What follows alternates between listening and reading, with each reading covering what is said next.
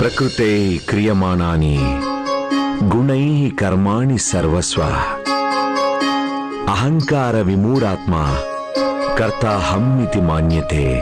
సమస్త కర్మలు ప్రకృతి తత్వాల ద్వారానే చెయ్యబడతాయి. కానీ ఎవరి మనసులో అహంకారం మూఢత్వం ఉంటుందో వారు ఇలా కూడా అనుకుంటారు, ఇవన్నీ వారి వల్లే జరుగుతున్నాయి అని. అహం విషం లాంటిది. అది గనుక మనిషి జీవితంలోకి ప్రవేశిస్తే అప్పుడు మొట్టమొదట మనిషి జీవితంలోని మధురమైన అంశాలన్నిటినీ జీవితంలో నుంచి బయటికి తరిమి కొడుతుంది. మనిషిని ఒంటరిని చేసేస్తుంది.